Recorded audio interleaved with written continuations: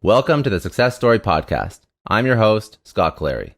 On this podcast, I have candid interviews with execs, celebrities, politicians, and other notable figures, all who have achieved success through both wins and losses, to learn more about their life, their ideas, and their insights. I sit down with leaders and mentors and unpack their story to help pass those lessons on to others through both experiences and tactical strategy for business professionals, entrepreneurs, and everyone in between. Without further ado, another episode of the Success Story Podcast. Today we're sitting down with Dr. Zahir Dossa. He's a graduate of MIT, earning 2 degrees in computer science and management, as well as a PhD in sustainability. After graduating, he received a postdoctoral fellowship at the Center of Sustainability at the IMD Business School in Switzerland, where he co-authored a book on sustainable business models. Zahir's research focused on the role of internet-based technologies to transform value chains, which eventually led him to found Function of Beauty, and he's currently the co-founder CEO of Function of Beauty, which is what he's working on right now. So thank you for joining me. Excited to chat, figure out a little bit more about Function of Beauty, and learn a little bit more about you. Thanks a lot, Scott.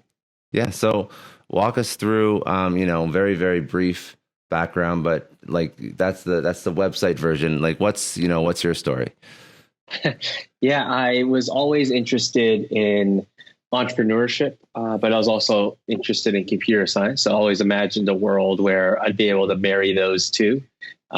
Wanted to go to MIT for as long as I can remember. And just because it had great entrepreneurship and computer science programs. And when I got there, I ended up becoming more and more interested with e-commerce and direct-to-consumer brands, and ended up staying on board for, as you saw, a master's and PhD, really focusing on value chains, sustainable business models, and how e-commerce could become ideally a better value proposition and shopping experience than going to a physical store.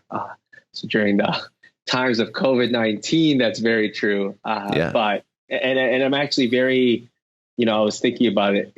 If this had happened 15 years ago, what would have happened in a world where we're able to do so much online, whether that's banking, whether that's shopping for groceries or liquor, or products from Amazon, Skype, Zoom, all of these things that make it really easy to connect. I've always been really obsessed and interested in that world and think that's where things are moving, but have been especially appreciative of it as of late. So yeah. So I have a question. So you're looking into sustainability, but you're also very, entrepreneur oriented. A lot of, you mentioned e-commerce and all these other internet based businesses. How did this come to? Was there other things that you've tried before that led to Function of Beauty, or how did Function of Beauty, which is something that, when I think of the internet, really gung-ho entrepreneurs that I know, I don't know a lot of them that go into making beauty products and decide that that's their widget. So I'm curious, what led you to where we're at now? Sure. So sustainability to me has always been a very big topic that goes beyond environment on its own, right? So I looked at social sustainability, economic sustainability, and it really came down to efficiency and making sure value is being delivered to the most important players in a value chain. And so a lot of my entry into beauty was actually realizing that beauty generally was a pretty inefficient industry. You had a lot of middlemen. You had a very high price for the end products, but very low cost of goods. And so there was a lot of value being taken out by all these middle players in a value chain. And I thought e-commerce and beauty online basically would be a really great way of eliminating middlemen, being able to make sure that a lot of consumers were able to get higher value proposition products at more affordable prices. And so that's kind of what led me into a company called the Argantry. So it was a personal care line online, sold shampoo, conditioner, body wash, body lotion, and argan oil serum, with this idea of, okay, can we get argan oil, this main essential ingredient, directly from a cooperative in Morocco, and then sell it directly to consumers online? And in doing so, we were able to give a higher amount of revenues to producers, but then also get very fair price products to consumers just because there's no other middlemen there. And so that went reasonably well. But it seemed like for us to really expand, we would have had to go into Whole Foods, Sprouts, and we were negotiating national contracts. And that's when I took a step back and was like, okay, maybe my value proposition isn't strong enough if I'd have to start relying on a non-e-commerce way to really build this business. And so I ended up asking a bunch of customers, what would it take to make this product perfect? And everyone said something very, very different. And that's when the aha moment happened for Function, where I realized what happens if we're able to individually make products for customers. And the only real way to do that is by infusing a ton of technology into a sector that is pretty old school. There hasn't been too many innovations in beauty and personal care for a very, very long time. And so what would it look like for us to be able to come up with this online personalized beauty company? And so that's how Function of Beauty started. And at the time, there were no personalized beauty companies. This ability to individually fill a bottle is, I think, what made us so unique and special from an engineering perspective. And hence why, one of my other co-founders came from MIT, and we're best friends at MIT and continue to stay in touch afterwards.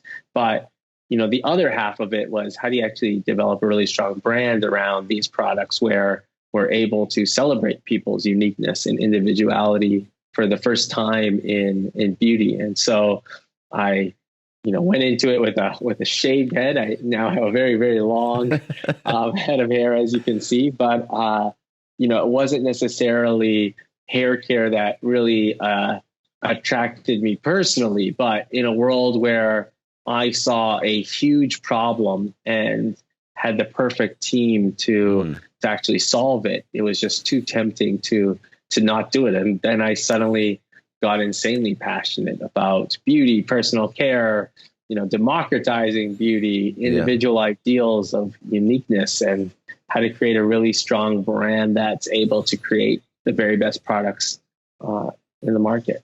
I actually, what I wanted to, and this is, I introduced you, but I didn't introduce Function of Beauty. So I personally haven't used the brand before, so I'm going to say this for people like me, even though I'm sure there's a target demo that definitely does know Function of Beauty. So customizable hair care brand that allows you to create shampoos, conditioners, styling products on your individual hair types, hair goals, aesthetic preferences, including color, fragrance. So that's obviously a hugely disruptive concept, in my opinion, even though coming from the outside in, where I don't have like the same knowledge of personal hygiene, hair care products that, you would have, or probably some of your customers have. I can still see how that could be like a huge disruptor, because obviously when I think about beauty industry, I think that there's still very slim margins on average, and it's very hard, probably because of all those middlemen. So if you figure out the supply chain issue, plus you figure out like a disruptive product and concept, like a novel concept, that's essentially what you're doing. So it's like almost like a two-pronged attack to a relatively busy space. Absolutely. It's a huge industry, as you pointed out.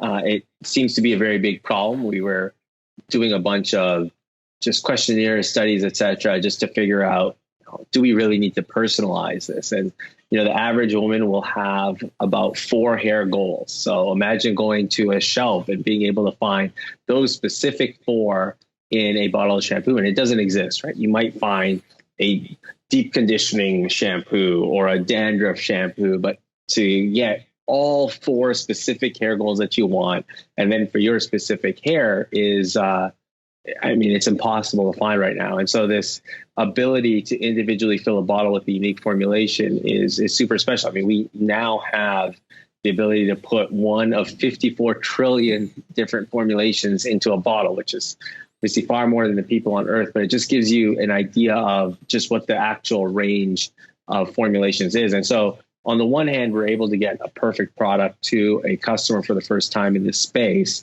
But the other cool half of that is, as their hair care routines change, as seasons change, as their preferences change, they're able to stick with the same brand and company along that entire journey. And so rather than finding another shampoo and conditioner that works and all the experimentation that goes around it, you're able to just focus on, just entering anything you need into our online portal essentially, and getting another personalized shampoo that's now perfect for you.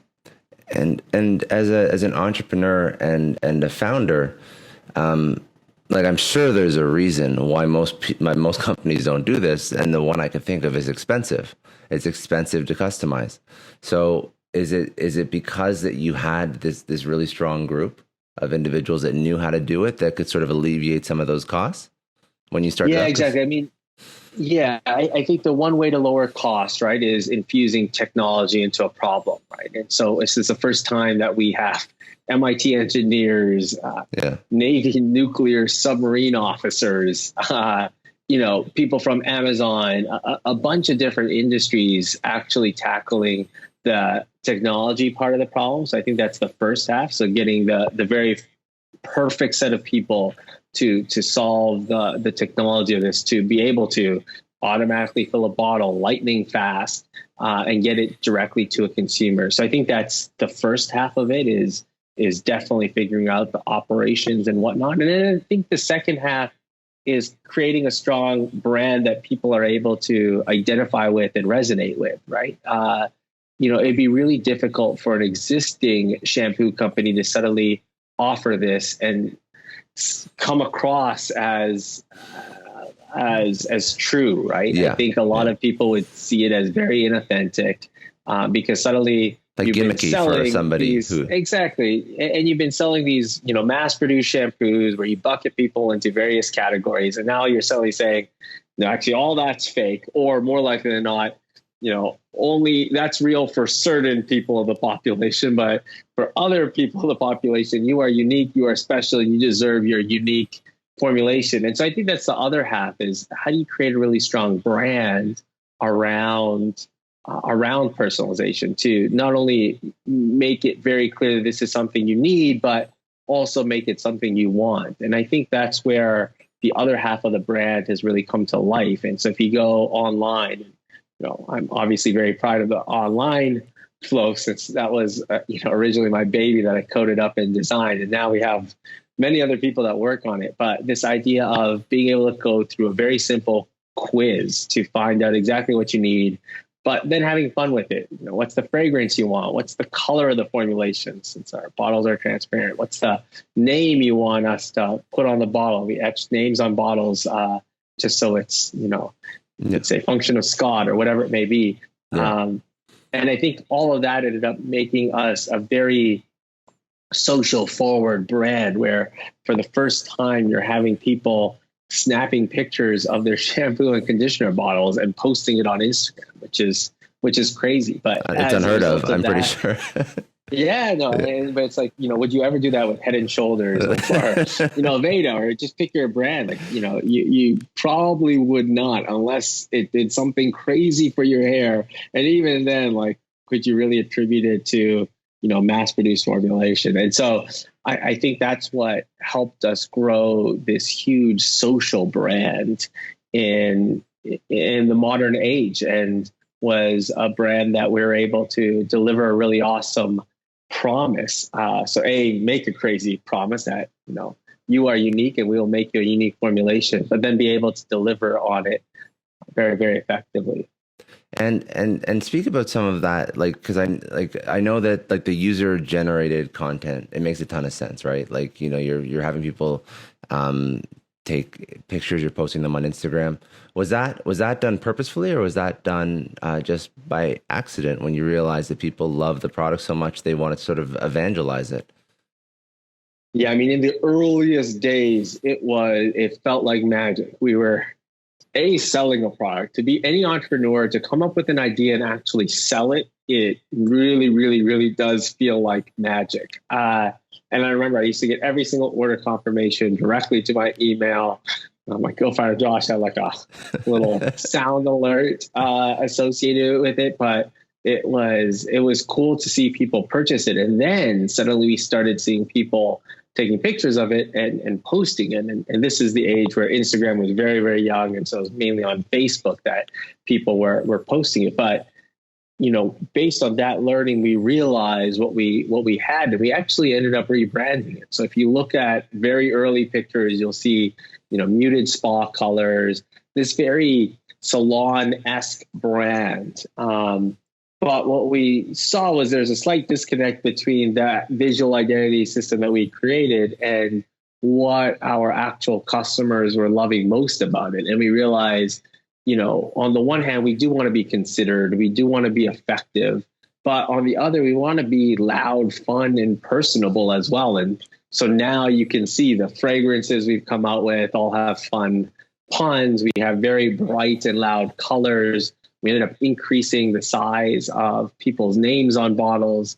That's why we have a vertical logo, actually. So it's Function of Scott, but rather than doing it horizontally where it would appear very, very small, we're able to put it on the vertical side of the bottle. Small things, but they add up. Yeah, I can see that. Absolutely. And so I think it was, this conversation with our customers with realizing, okay, this is what they want.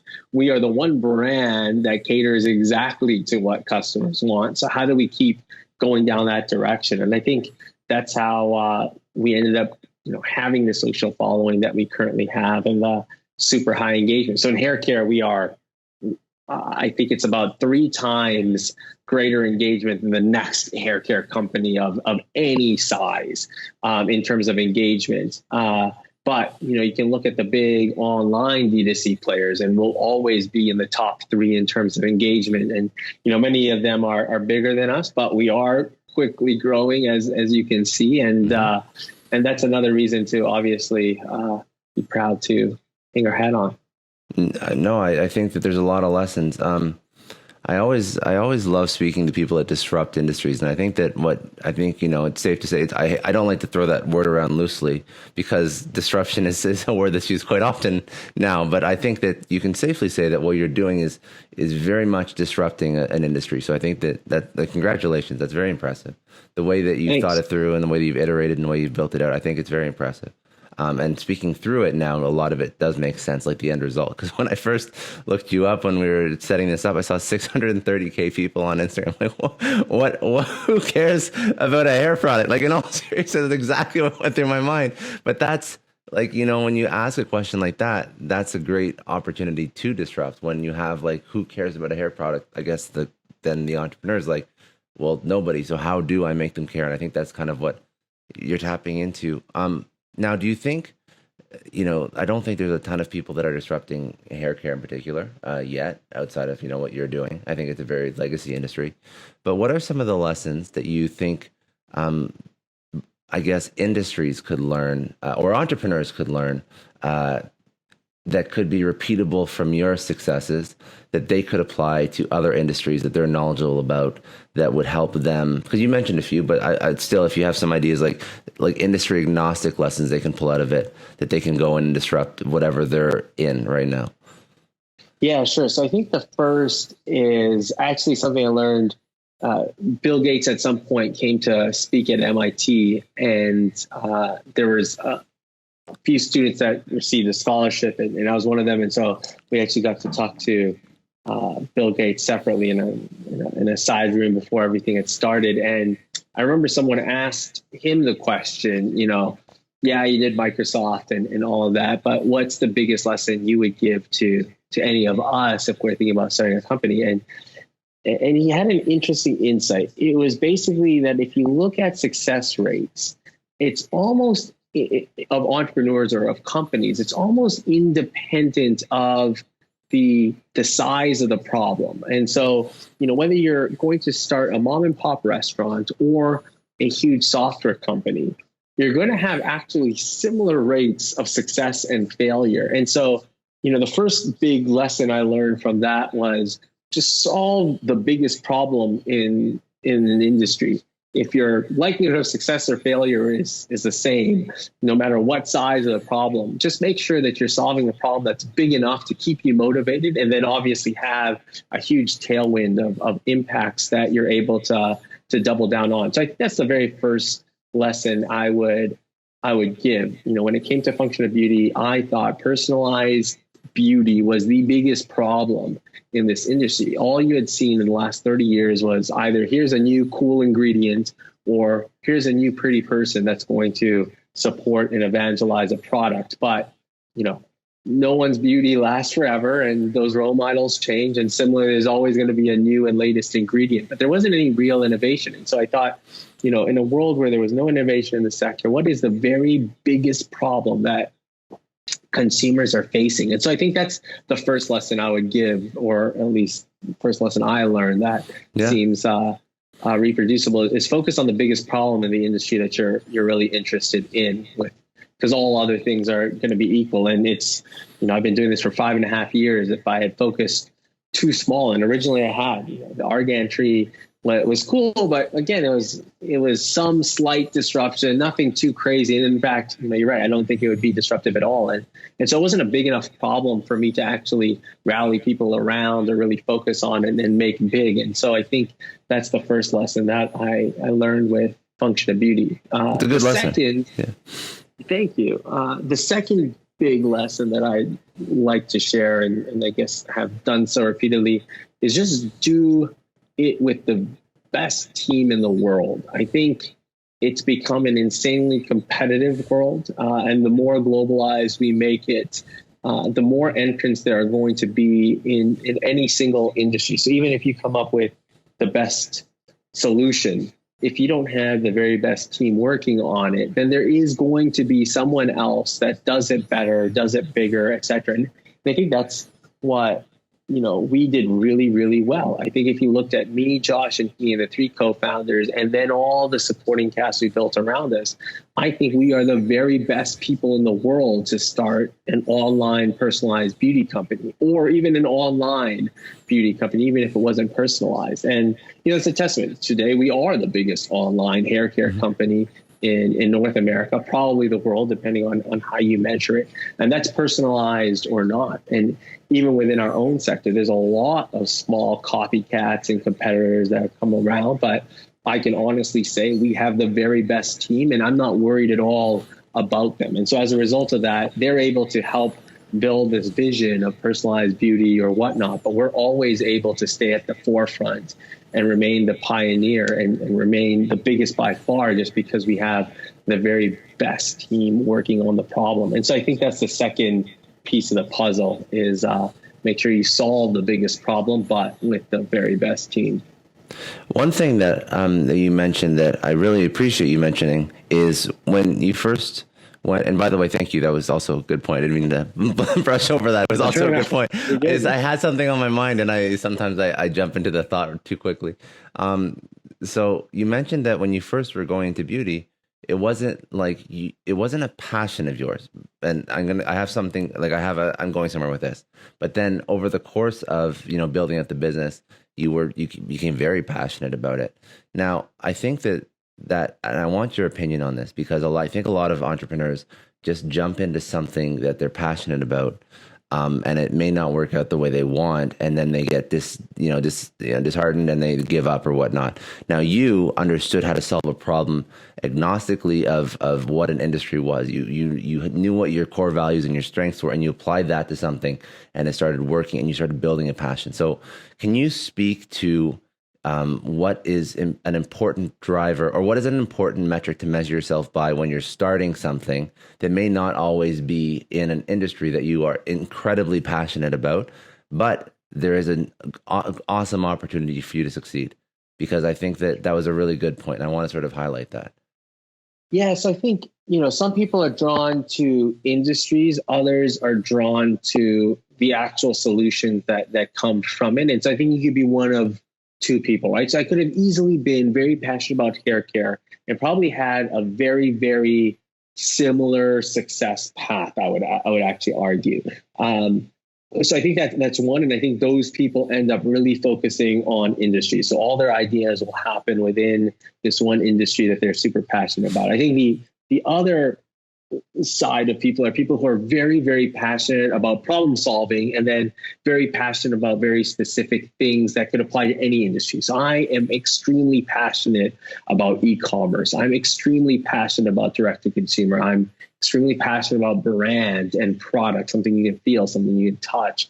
And so, I think you do need to have a passion in whatever you do. And I say that just because you are going to go through so many adversities, you're going to go through so many failures. The only thing that keeps you going at night and keeping the hustle alive, going through all of that, is if you do have a passion for what you're doing. So I think maybe that's the nuance there, is you don't necessarily need to be passionate about an industry, but you will always end up doing something you are passionate about in some way, shape, or form, just because I think it's too hard to go through all those tough times without being passionate at all. But I do think that there is a strong segment of society that feels that they are not passionate about a specific industry or whatnot. And to those people, I would say, well, what are you passionate about? Because there is going to be something you're passionate about that then ends up becoming applicable to a whole host of different industries. And then you're going to have to figure out, okay, how do I choose, where to apply my passion here? And that was the case for me, where, looking at all the industries that there were, I was really passionate about how do you optimize and build a sustainable and strong value chain. And I looked at a very simple metric. I was like, okay, what's the final sale price of a good? And then how much did it actually cost to produce that good? And whatever had a high multiple was what I was really passionate about solving. Like, how can I make this a lot more efficient? And, one was coffee. If you look at how much a roasted bag of beans sells for, or even crazier, if you look at what the actual cost behind the stuff that goes into your Starbucks, whatever macchiato, you'll see a crazy high multiple. But you'll also see that crazy high multiple in beauty as well. And beauty just seemed like something I just ended up becoming a lot more drawn to. And I think that's because I was passionate about brand, product, online, all the things that I thought I could better impact in the beauty industry. And one other thing that I noticed is you started this with co-founders. Now, was that done purposefully, or what are your thoughts on starting and starting a company? And also, why did you work with co-founders, and what value? How do they complement you? Yeah, sure. And I think that comes with that second lesson, where it's make sure you solve the biggest problem with the very best team. So me on my own could not do everything at Function of Beauty, and even the core principles that we were trying to achieve, I am not that good, right? Like I'm really good at web design, web programming, business strategy, marketing, that side of the house. When it comes to automatically putting things in bottles, that's not my forte.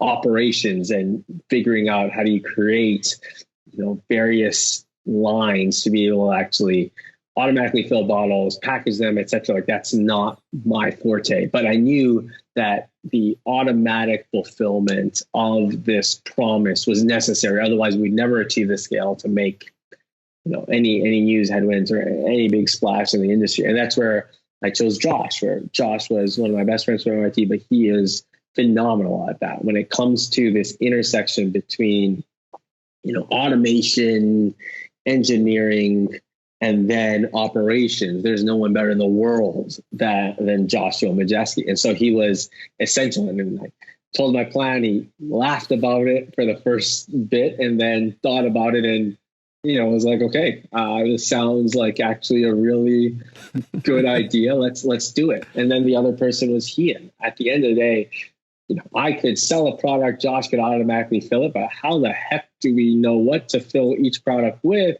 How do we think about what questions to ask customers on this hair quiz?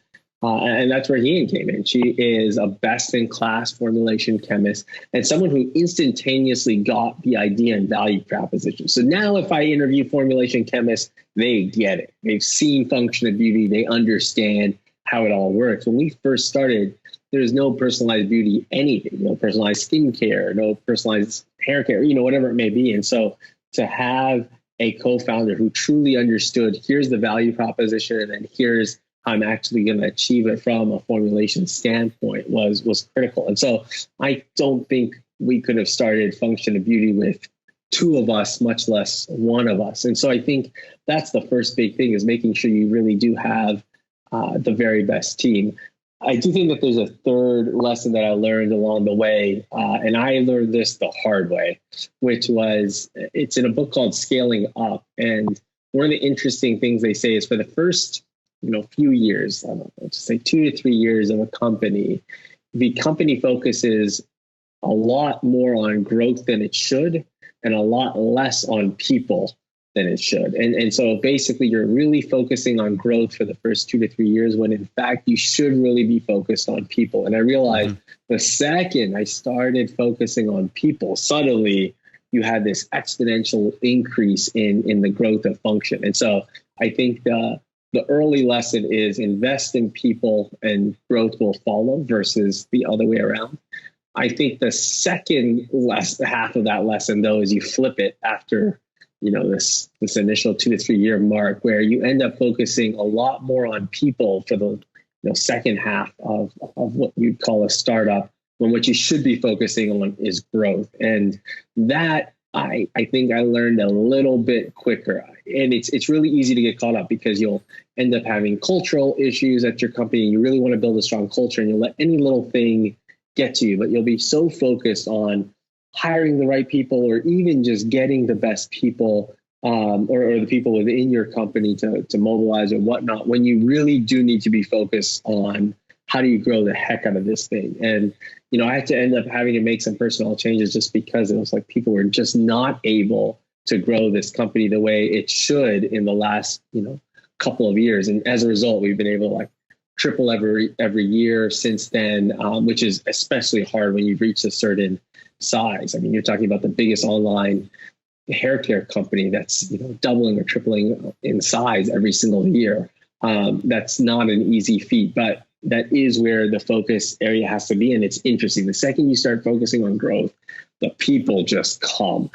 People internally get better and better, because they get more and more excited about the company they're building. But then you just have so many people who are applying for various positions, and you just get such a high caliber of applicants. And so I think that's the third lesson, is focus on people when you should, and focus on growth when you should, and don't flip the two at the wrong stage of the company. That's very good, and I see that a lot. When I see younger entrepreneurs, that I think most everybody falls into the trap of hiring the cheapest, because that's what you can afford, and that's what you want to bring in bodies to help you do whatever task, but it's not going to get you to where you need to be, and it's not going to be people that are going to evangelize the company. It's not going to be people that are going to take the company to the next level. It's not going to be people that are going to be putting in the hour, like after work hours for the company. I know I've read, I can't remember. I think it could have been, there was a startup story about Buffer, like the auto scheduling tool for social media. And it may not have been Buffer, but I just remember the CEO saying, if you're hiring somebody at a startup level and they're asking about benefits and vacation, it's like, just don't hire them.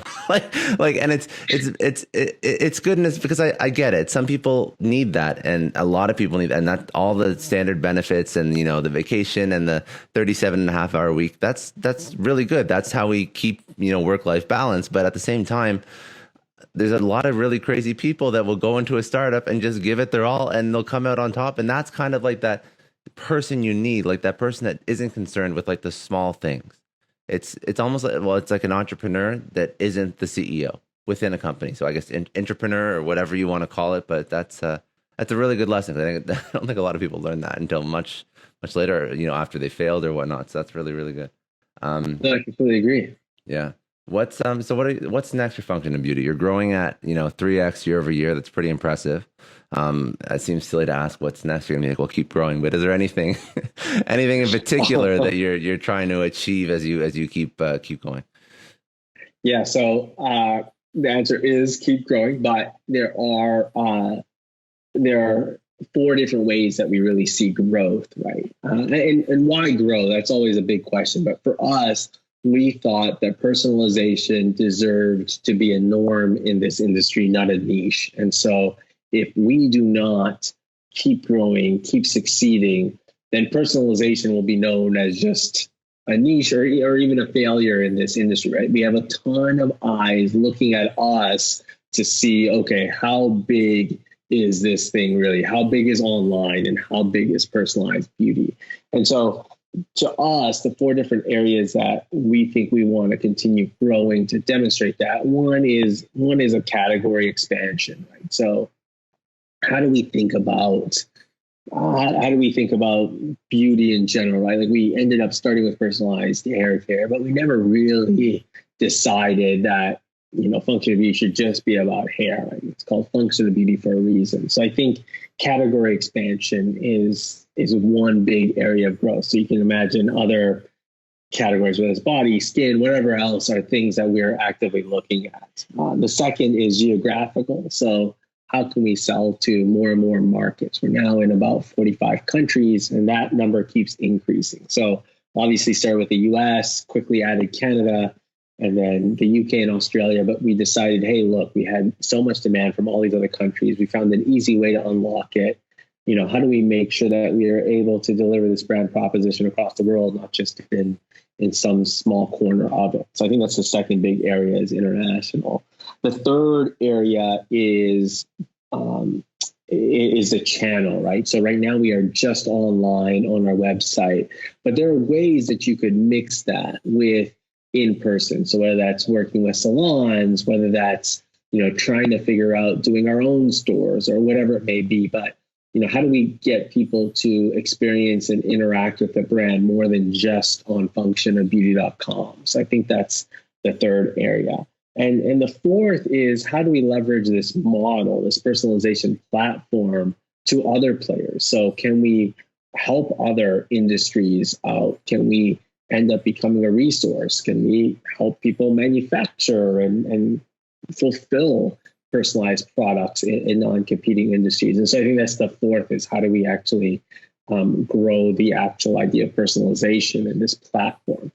So I think those are the four different things. Now, what order do we do them is something that's obviously very difficult to complicate, because right now we've had the same problem that we've had for the first 5.5 years, which is we cannot keep up with demand. So to this date, we have always had to limit how much marketing dollars we can spend, limit how much, organic pushes we can really make, whatever it may be, just because it's, the operational intensity behind this cannot be overstated. I mean, it is crazy. But for 5.5 years, even with that growth rate, we are still nowhere close to finally being able to meet demand and just let marketing, run wild. And so, in a world where we have to constantly make trade-offs and decide, okay, what should we pursue, what should we delay? That's what has kept us just focusing on hair care, at least for 5.5 years. One thing that I want to ask a couple questions, just to sort of tee this off, and ask a couple questions about your insights on what you've experienced over the course of your life, that I like to do at the end of every segment. But before I do that, you mentioned something about putting this into stores or salons or whatnot. Have you thought through how to maintain, and I don't want to go into your executive team whiteboarding sessions, which I'm sure you probably have this conversation a lot, but high level, how do you maintain that personalization the second you put it into a traditional outlet? And I'm curious if you thought through that. Yeah, so what we really have been looking at is what are the hybrid approaches, right? So if you go to a salon, how do you actually achieve a personalized formulation? So, well, we could have a login or a portal for stylists to use, and they can actually just go through the online quiz with a customer or potential customer to get their personalized formulation. So that would be the idea for salons. When we said stores, we originally have been thinking about our own stores, where we can somehow try to get the crazy big automation that we have in a very small scale so that people can actually watch their products being made in front of them. Now, again, in a world where we can't keep up with demand and it's hard enough to do this at a huge scale, can we do this at a small scale? And so I think those would be the two things. But to your point, personalization has to be at the key of it. Otherwise, we just, dilute our brand and become like any other. And so I think you're absolutely correct that we want to make sure that we hold those tenets very close to us. Very good. Okay, so back to Zahir. MIT grad turned entrepreneur. What is a life lesson that you would tell your younger self that would help you get to where you are a little bit quicker? Yeah, that's a good question. I find myself so insanely lucky to have gone down this path. I think through all the stimuli and impetuses that led me to here, I'm so shocked and so fortunate to be doing this. I mean, you've seen the resume, you've seen the story. It is really crazy to go from, Hamilton, Ontario, let's just say where I was born, to MIT and then to doing, function of beauty. I think that's, there are a lot of really crazy things that happen to lead me down this path. And so, if anything, I would tell my younger self to make sure that I kept doing the things that I did. And I remember, my best friend, Chris Hudgens, we were deciding whether or not to go to this school, 11th and 12th grade. It was like a boarding school, magnet school program where we'd live away from home. And he decided to put his fate on flipping a coin. And the coin flipped to basically stay the course, stay in high school. I had already decided I'm definitely going. But he decided to go just because he was just kind of bummed by the output of that coin flip. But I think the deep down thing was, if you can ever make a change and you're excited about it, just do it. I think at the end of the day, the coolest stories, and you can look at any entrepreneur, but the things that make entrepreneurs are they take a weird, less traveled path, but they almost chase a cool story or changes in life, right? And I think that's what has been so critical to me being able to now be, at the forefront of a very, very successful company, is just being able to have had all these random opportunities that I decided to chase. And, I thought it would make for a more interesting life. And evidently it has. Now it's not without its stresses, its turmoils. I mean, there are a lot of, tough challenges I've faced. Yeah, well, you built your own business. Of course, there's a lot of challenges. I think it's expected.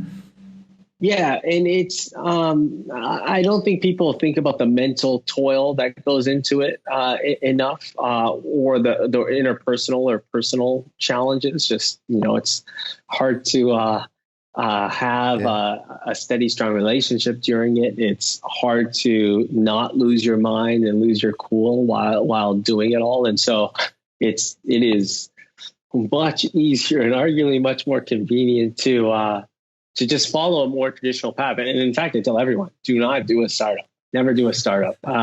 Just because at the end of the day, you are guaranteed some sort of success, as most people define it, by going through a very, standard set of things. For me, it was MIT, then I would do McKinsey, then I go Harvard Business School, and then, join some PE fund somewhere. Like that's, and there's one of my best friends did that and is insanely successful, is insanely happy.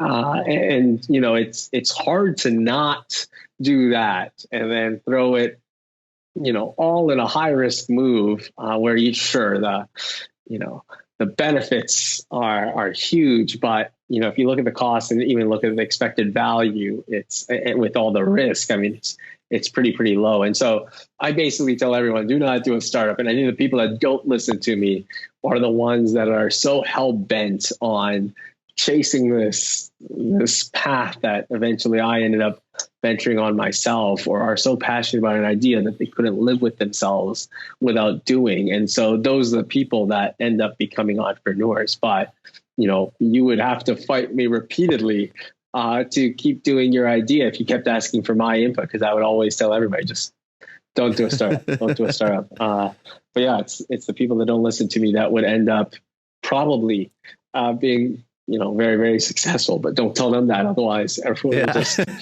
do it, and not everyone should. So I like that a lot. But you know what? There is something to be said for traditional, because I would have said up until about 2 weeks ago, traditional is very secure. But I think that, I've been thinking a lot about the shift in business that coronavirus is taking the world.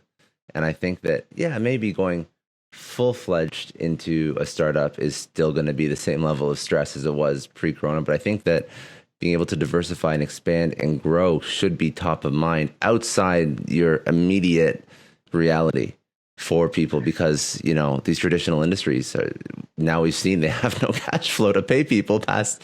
So that's absolutely. And I think that's the world needs startups. The world needs disruption because, to the point that you just mentioned and what I had said earlier, imagine if coronavirus or COVID-19 had hit us 15, 20 years ago, or imagine if industries had stayed the way they had, and there was no such thing as Instacart or Zoom or Skype or, pick your company, FaceTime, Apple, right? Like, imagine what the world would have looked like if it didn't have that. And so I think the world needs innovation. I think the world needs startups and entrepreneurs. And I think, the onus on societies and governments and whatever it may be is to make sure that they're always able to keep a healthy climate for that around, just because, there will come a day where, a lot of those things make the difference between happiness and not, or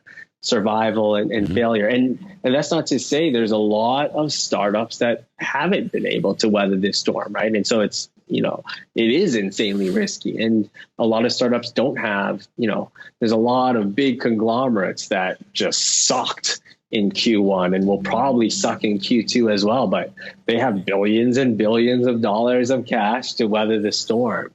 Whereas if you're a startup and, a lot of startups have to invest all their money into growth or into people or whatever it may be, they don't have those cash reserves to actually make it through all this. I mean, we had to take on the most insane debt facility just to make sure that we're able to continue growing and have cash on hand. But if we weren't doing really well, we would have never been able to achieve that during this time. And so I think there's, I think we also need to make sure that we create systems and structures in place so that startups can continue being fostered and growing, knowing that, some or many will fail, but the ones that don't hopefully make this world a better place.